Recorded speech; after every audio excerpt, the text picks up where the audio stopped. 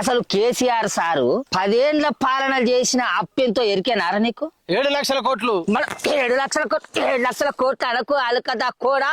Reserve bank of India లెక్కల ప్రకారం KCR sir 10 ఏళ్లలో చేసిన అప్పు 3,87,000 కోట్ల రూపాయలు. దాంట్లో సమైక్య రాష్ట్రంగా ఉండి ఆంధ్రప్రదేశ్ రాష్ట్రం తోటి మన రాష్ట్రం ఏర్పడేటప్పుడు 72,658 కోట్ల రూపాయల అప్పు మనకు పంచితే వాటితోటి కలిపే 3,87,000 కోట్ల రూపాయల అప్పు అయింది మనకు.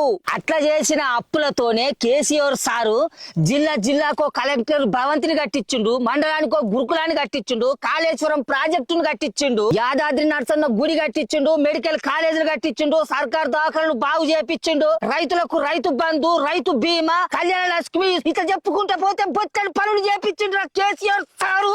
ఇప్పుడు మన నల్లమల పులిబిడ్డ రేవంతాల్ సార్ సర్కార్ కాడికి అద్దం. మన రేవంతాల్ సార్ సర్కారు గద్దెనెక్కి 2 సంవత్సరాల 2 నెలల 10 దినాలల్లా చేసిన అప్పెంతో ఎరికేనారా నీకు? నీకు తెలితే చెప్పరా, అదే నన్ను అడుగుతాను మళ్ళా. నేను చెప్పుడు కాదు గాని మన నల్లమల పులి రేవంతాల్ సారు అసెంబ్లీలోనే చెప్తాండు ఇను. 3,47,294 కోట్లు మేము అప్పు చేసినాం అధ్యక్ష.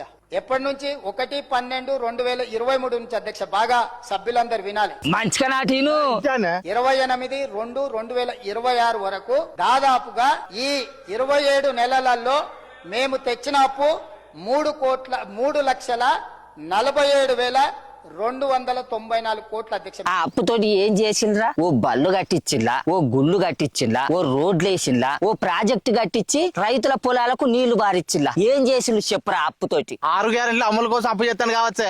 గద్దెనెక్కిన 100 రోజులనే అమలు పడతా అన్న 6 గ్యారంటీలల్లా మీ రేవంతాల్ సారు మా ముసలోళ్లకు 4,000 రూపాయల పింఛన్లు ఇస్తాండా, నిరుద్యోగ భృతి ఇచ్చిండా, 2 లక్షల ఉద్యోగాలు వేసిండా, చదువుకునే ఆడపిల్లగాళ్లకు స్కూటీలు ఇస్తా అని ఇస్తాండా, పెళ్లి చేసుకునే ఆడపిల్లగాళ్లకు తులం బంగారం ఇస్తాండా, ప్రతి మండలానికి తెలంగాణ ఇంటర్నేషనల్ బళ్ళు కట్టిస్తానన్నాడు, కట్టించిండా? అసలు ఏం చేస్తాడని ఇన్ని లక్షల కోట్ల రూపాయల అప్పులు తీసుకొస్తాడ్రా.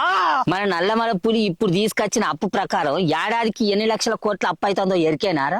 లెక్కలు రావే. సంవత్సరానికి 1,80,000 కోట్ల రూపాయల అప్పు అవుతుంది. 2 ఏళ్లనే గిన్ని కోట్ల రూపాయల అప్పు తీసుకొస్తే ఇంకా 3 ఏళ్ల పాలన ఉన్నది. అంటే ఈ లెక్కన ఇంకా ఎన్ని లక్షల కోట్ల రూపాయల అప్పు తీసుకొ